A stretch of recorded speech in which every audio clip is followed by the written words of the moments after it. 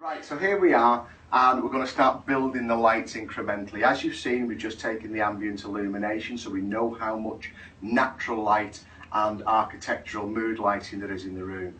Because of the feel of the picture of me dying for a fashion crime scene, I want to give it a wash of blue light, and the easiest way to do that is to use this Allen-Chrome ELB with a CTB, a colour temperature blue gel, and let it wash off the ceiling down over the whole set. But one of the truisms with using gels is the more light you push through them, the more pastel the colour will be. So you need to keep it running low so you get that deep blue colour if that's what you're after. Afternoon. Right, so that's running at just over F2 now. So I know that that colour will sit nicely in the shadows. So again, using my Lego brick technique, hopefully one day Lego will see these broadcasts and realise I'm worth suing, because that would be the sort of publicity we couldn't afford to purchase. So let's take another little snap. Oops, helps if you turn your trigger on.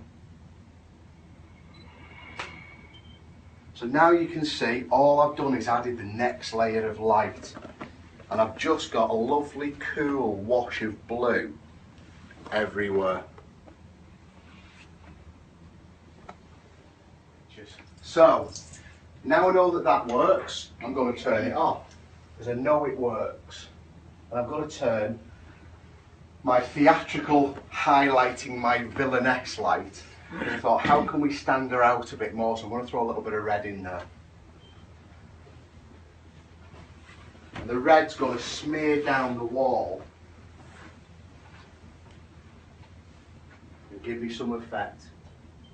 So that's just under 2.8, because red's not as robust a colour to use as blue is. It washes out a little bit more. Right, so now the blue will have gone, and it'll be replaced with eerie, sinister red. So same aperture, same shutter speed. Yeah, it isn't changing, Yeah. because I decided that I'd want to shoot the picture at f4. So everything is working around f4, which my key light will be. Right, so we can turn the red one off now. And now we're going to turn on this FS30, which is a Fresnel or a Fresnel, depending on how you pronounce it. I'm not entirely sure how it's correctly pronounced, but what it does do is allow us to either flood or spot the light. So we can have a tight beam of light, or we can let it wash over the scene. And because I'm trying to create something sort of a little bit Dick Tracy, what I've done is I've got a tightish beam of light that is going to light the Volkova for us. Right, so that's just F4, that's fine. In fact, it was F4 and 3/10. But I'm using those 3/10 to wash the skin out and make it look very white and very pale. So now we've just got, can you just lean a little tiny bit forward for me? You're quite happy with this because you've got the jewellery. Just dabbed it with a makeup brush. Can you hold a makeup brush with just your left hand and let your right hand dingly dangle scarecrow? That's brilliant. And then just tip your head back into the most uncomfortable position you can. No, look, let's just until it clicks. That's brilliant. Don't worry, you'll be fine. And just remember, if this is the last thing you do, it will be in a Damien McGillicuddy picture, so you'll be there forever. Right, so you can see now this should start to look very theatrical. Please.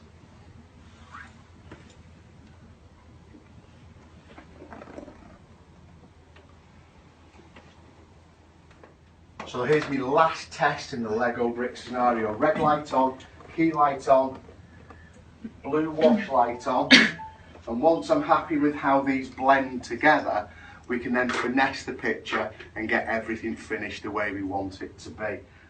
Just test all my lights together, and then hopefully we're getting there.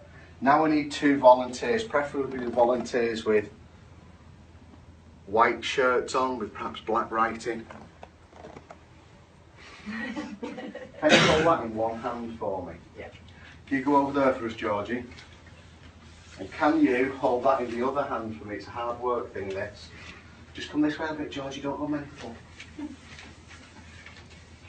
And it needs to be sort of crossed over and floppy about there. A bit tighter, a bit tighter. You go back a bit, you're not in this picture. Oh yeah, looks suitably evil.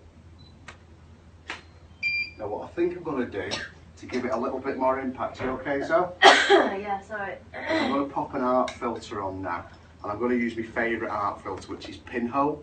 But on the Pen F I get a choice of pinholes, so I'm using the cool one, or the cool tonality one, which makes it look a little bit like a cold cross process, but it has a nice vignette, and it'll just hold everything together within the frame.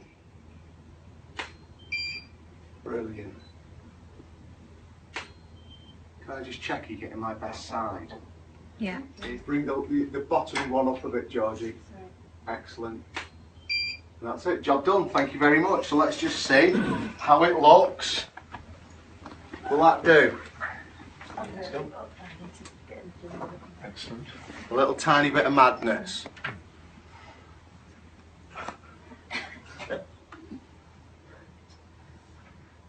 And hopefully those who haven't been able to join us live have enjoyed the broadcast.